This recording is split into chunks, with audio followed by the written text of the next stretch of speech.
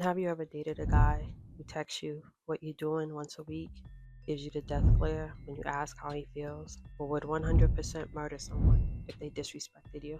Yeah, that man is emotionally unavailable, but he's also loyal, mysterious, handsome, slightly terrifying. Basically, he's Hiei from Yu Yu Hakusho. And if you're a black girl who's ever had that type of boyfriend, quiet, guarded, has a lot of pain in those anime eyes, then you already know Hiei is him. Let's talk about why this little fire demon is a blueprint for every emotionally unavailable black boyfriend you swore you wouldn't fall for, but did anyway. He is 4 feet 10 inches of raw, suppressed emotion. Let's just start with the basics. EA is like 4 foot 10 inches. That's the height of your average high school freshman. And yet he's out here catching bodies like it's nothing. He's a literal demon with a sword and a whole third eye. But when you ask him how he feels, that man vanishes into the spirit realm like you asked him for his social security number. PA is the kind of man who shows up to your birthday dinner in silence, sits in the corner like he's plotting the downfall of capitalism, and then randomly slices your ex's tire on the way home just because. He doesn't believe in talking things out. His love language is violence and proximity. The same way your emotionally unavailable boyfriend might not text you back all day, but then show up with a plate of wings and say, "I thought you might be hungry." Like, sir, that's not therapy. But just like Hiei, he's not heartless. He's just emotionally constipated. That tragic backstory. Look, Hiei is a black Air Force Energy anime boy with a trauma plotline. He was born in an ice village, basically a clan of cold-hearted women, and thrown off a cliff as a baby. A baby. Bro was tossed like a Chick-fil-A wrapper. That kind of rejection will do something to a man, especially a man who's trying to act like emotions are illogical. That's what makes him so familiar, because every emotionally unavailable boyfriend has a reason. Maybe he grew up in a house where expressing his feelings meant weakness. Maybe he saw his mom go through too much. Maybe he got his heart broken in ninth grade and decided, never again.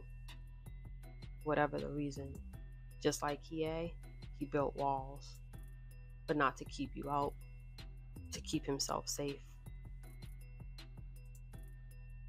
That's what makes Hiei dangerous and devastatingly relatable.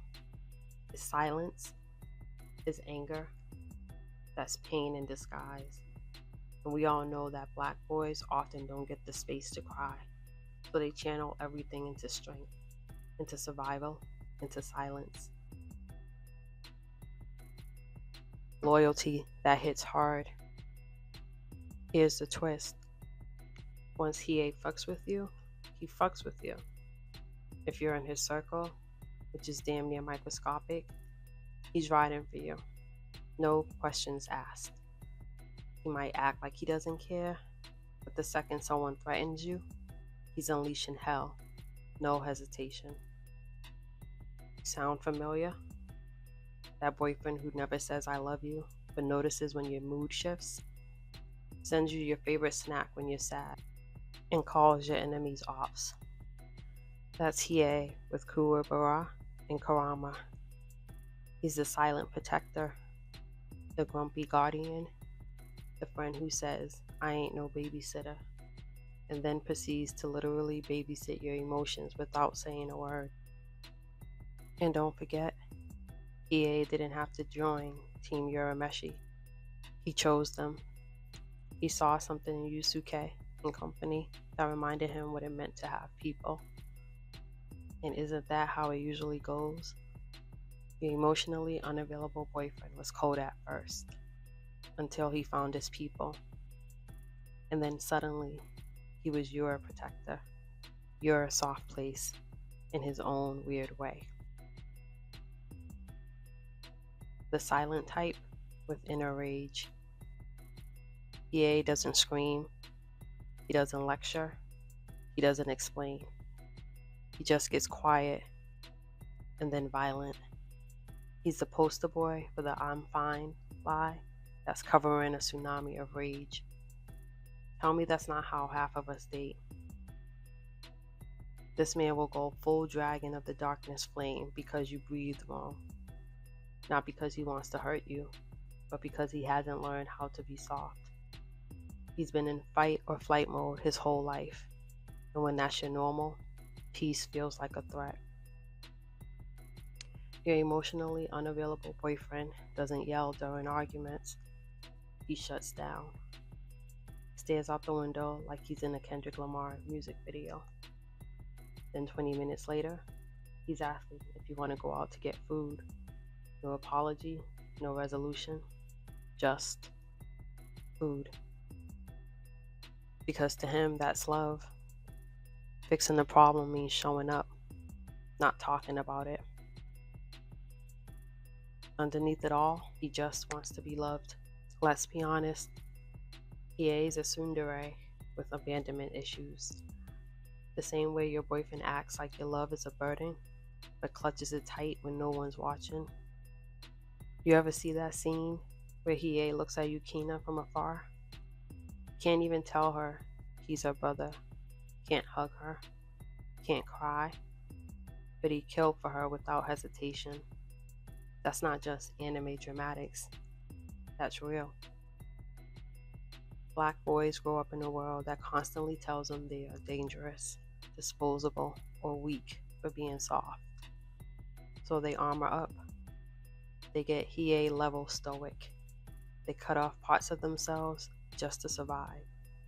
But inside, all they really want is to feel safe enough to be seen and not judged. Hiei doesn't need a therapist. He needs a hug, some hot chocolate, and one emotionally mature woman to say, "You can cry here." But we both know he'd stare blankly and then vanish into a tree. His style, silent but deadly drip. Let's talk about the fit. Black cloak, forehead bandana, no jewelry, boots that say, "I don't go to brunch." Hiei dresses like he's still mad at something that happened in 2003. And honestly, that's his whole mood. His outfit says, "Don't talk to me," but his eyes say, "Please understand me." He's low-key fashion forward, minimalist, tactical. He's like that black boyfriend who doesn't own a single color outside of black or gray or forest green, but somehow always looks clean. His wardrobe is trauma-coded, and just like Hiei, he believes fashion is about function, intimidation, and never explaining yourself. In the bandana, that's the emotional equivalent of "nah, I don't want to talk about it." He literally covers his third eye, the very thing that lets him see everything. That's not just style, that's symbolism.